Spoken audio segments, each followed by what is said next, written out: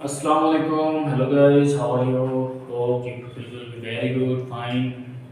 तो आज हम लोग एक अरिथमेटिक का ही नेक्स्ट टॉपिक डिस्कस करेंगे। और वो टॉपिक कौन सा होगा? अरिथमेटिक प्रोग्रेशन ही होगा। ओके।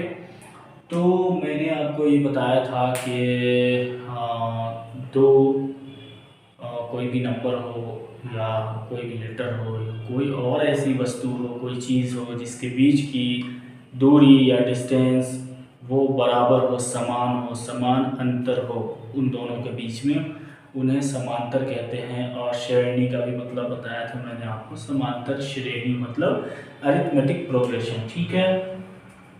तो अरिथमेटिक प्रोग्रेशन के बारे में आप लोगों ने जाना कि हाँ, अगर मान लो कि यहाँ पे दो लिखा, चार, छ, आठ, 10, 12, इस तरह से n संख्या तक अगर लिखते हुए चले जाएंगे तो हमें साफ साफ दिख रहा है कि इन दोनों के बीच जो डिफरेंस है वो 2 है। इन दोनों के बीच भी डिफरेंस वो कितना है? वो भी 2 है। यहाँ भी 2 है। कैसे 2 है कि 2 + 2 4, 4 + 2 6, 6 + 2 8। तो इस तरह से 2 का डिफरेंस है, एक समान अंतर है। तो ये भी क्या हुआ? समांतर श्रेणी हो गया। क्यों?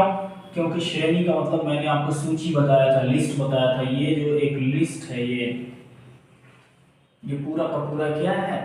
ये एक लिस्ट है। अब देखिए, इसमें मैंने ये भी बताया था कि ये जो है ना, ये A1 हुआ और ये A2 हुआ, ये A3 हुआ, इस तरह से करते करते लास्ट में AN बताया था, राइट। तो इसमें एक चीज गौर करने की बात यह है कि डी का फॉर्मूला भी मालूम हो गया आपको कि डी क्या होता है, कैसे निकाला जाता है उसको। A1 A2 A3 AN तक। ठीक है, इसमें आपको पता है। अब देखिए नेक्स्ट चीज क्या है इसमें। नेक्स्ट चीज ये है कि ये तो एक सूची हो गया।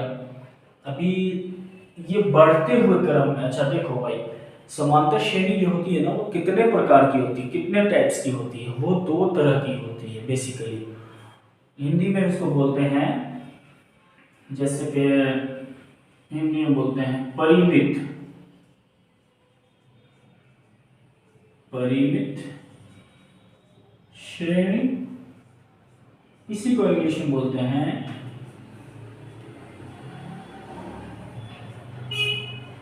फाइनाइट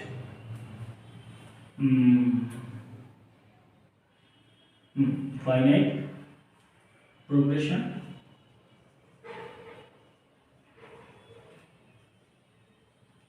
या फाइनाइट एपी भी बोल सकते हैं, नो इश्यू। ठीक है, अरिथमेटिक प्रोग्रेशन। एंड ये जो हुआ ना, ये फाइनाइट, एक एक ये हुआ फाइनाइट श्रेणी, और दूसरा क्या हुआ? इनफाइनाइट एपी होगा, यानी कि अपरिमित।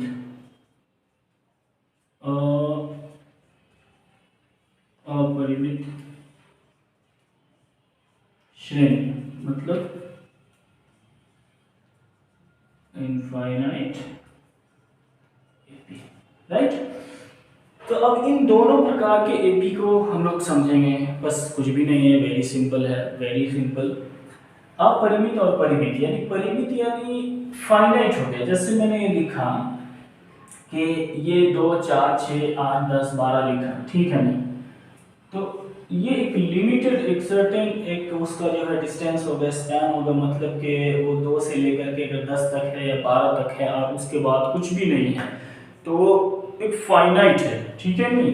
फाइनाइट एपी है। मान लो 1 2 3 4 5 6, बस यहीं तक है। तो ये क्या हो गया? ये हो गया परिमित श्रेणी, है नहीं?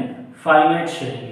लेकिन अगर वही कुछ ऐसी बात है कि 1 2 3, इस तरह से करते करते कुछ पता नहीं कि वो कहाँ तक है, लास्ट में n नंबर अज्यूम किया गया, माना गया है, तो इसका कोई जो है निश्चित कालिक कुछ ऐसा डिस्टेंस नहीं है या फिर इसका टर्म नहीं है, जिसको पद बोलते हैं हिंदी में। तो उस तरह की श्रेणी को बोलते हैं अपरिमित श्रेणी। ठीक है नहीं? अपरिमित श्रेणी या एपी बोल सकते हैं, सॉरी एपी, है ना? इनफाइनाइट एपी हो गया कि इनफाइनाइट है, लामहदूद है, उसका कुछ पता ही नहीं है, वो कहाँ जाके रुकेगी वो श्रेणी, उसका कुछ पता नहीं। तो ये दो तरह की श्रेणी के बारे में हम लोगों को पढ़ना है। और लास्ट बात ये है, लास्ट नहीं, अभी इसमें 2-3 बात और बताएंगे। अच्छा, अगली बात क्या है? अगली बात ये है कि अरिथमेटिक प्रोग्रेशन जो है ना, वो बढ़ते हुए क्रम में भी हो सकता है और घटते हुए क्रम में भी हो सकता है, ठीक है नहीं? तो मान लो कि ये तो बढ़ 1 है, 2, 4, 6, 8, 10, 12, ये हमेशा देख रहे हो कि बढ़ते ही हुए जा रहा है, 2 2 2 2 करके वो बढ़ता हुआ जा रहा है। तो ये क्या हुआ, ये बढ़ते हुए क्रम में ये श्रेणी हुई, मतलब इसको क्या बोल सकते हैं, असेंडिंग ऑर्डर में, इंग्लिश में बोलते हैं असेंडिंग ऑर्डर में, और हिंदी में बोल सकते हैं बढ़ते हुए क्रम में, ठीक है नहीं? अगर यही होता कि 12, 10, 8, 6, 4, 2, तो ये क्या होता, घटते हुए क्रम में, है ना, डिसेंडिंग ऑर्डर में इंग्लिश में। तो अब देखो भाई, ये दो बातें हो गई, बढ़ते हुए क्रम। अच्छा, डी जो है ना, डी जो हम लोगों ने निकाला था, वो डी का वैल्यू जो है समांतर आना चाहिए, है ना, सेम आना चाहिए, या वो पॉजिटिव ही क्यों ना हो, डी जो है ना पॉजिटिव भी हो सकता है और निगेटिव भी हो सकता है और जीरो भी हो सकता है, समझ गए? ये 2-3 बातें हैं डी के लिए, 3 बातों को अपने माइंड में रखना है ना? कैसे पॉजिटिव कैसे हो सकता है? अभी देखो, इनके दोनों के बीच का जो समांतर है, जो अंतर है, वो समान है, 2 2 2 तो है, लेकिन वो क्या है, पॉजिटिव है, यानी कि वो धनात्मक है नहीं? धनात्मक, सॉरी ऐसे ही लिखा है हिंदी में, और ये क्या है, ऋणात्मक है।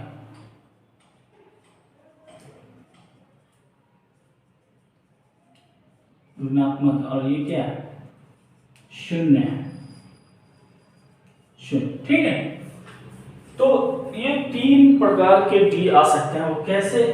इनके बीच की जो अंतर थी वो धनात्मक थी, लेकिन अगर ऐसा भी तो हो सकता है ना कि जैसे 12 लिखा, 10 लिखा और 8 लिखा, 6 लिखा, इस तरह से चलते हुए रहेंगे तो डी निकालेंगे तो हमको पता है कि D is equal to what, D is equal to a2 minus a1। तो a2 क्या है यहाँ पे, ये तो a1 है, ये a2 है, ये a3 है, ये a4 है, कल आज प्रीवियस वीडियो में बताया मैंने।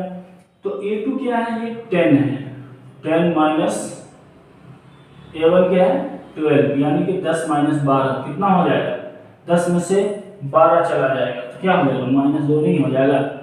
तो ये इससे पता चला कि डी का मान जो है उसकी वैल्यू क्या है, निगेटिव भी आ सकती है, ठीक है? अब देखो, शून्य के बारे में कंडीशन और देख लो, धनात्मक और ऋणात्मक तो देख लिए, शून्य कैसे आ सकता है? शून्य ऐसे आ सकता है कि जैसे मान लो कि एपी जो है ना, एपी बराबर तुम्हारा दे दिया गया है 3 3 3, है नहीं, 3 3 दिया गया है। तो अब बताओ, ये भी तो एक समान अंतर के बीच में है। तुमको ये समझ में नहीं आ रहा होगा आप लोगों को कि भाई ये समान अंतर कैसे, इसमें तो कुछ अंतर ही नहीं है, सेम जा रहा है। भाई अंतर है इसमें, कैसे? डी निकालने के लिए, डी मतलब अंतर निकालना है उसका, डी सार्वंतर, डी निकालने के लिए a2 माइनस a1 पढ़ते हैं। तो a2 कितना है, ये a1 है, ये a2 है, ये a3 है, ये a4 है।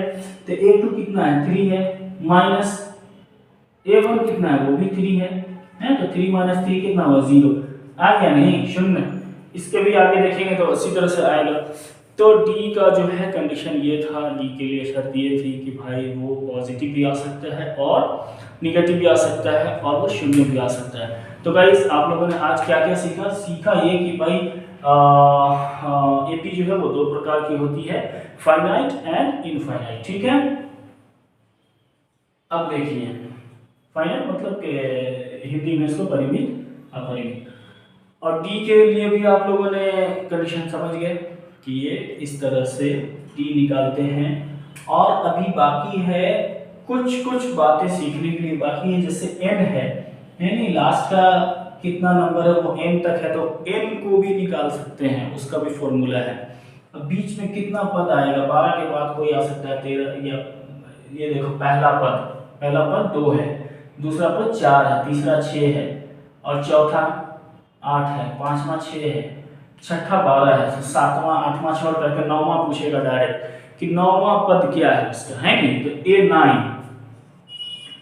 A9 क्यों A9? क्योंकि ये A1 था, A2 था, A3, A4, A5, A6, A7, A8 मालूम नहीं, डायरेक्ट A9 पूछ रहा है। तो A9 निकालने के लिए एक फॉर्मूला होता है, वो क्या होता है फॉर्मूला, या A9 या कुछ भी अज्ञात पद निकालने के लिए वो फॉर्मूला होता है। मान लो ये अज्ञात पद है, हमको पता नहीं है, A9 निकालना है नहीं, तो इसके लिए फॉर्मूला होता है A plus n-1 into D. तो देखो भाई A9 हमको निकालना है और A पता है, यानी A मतलब पहला A1, सॉरी भी नहीं, ये एक्चुअली ये फॉर्मूला ही है।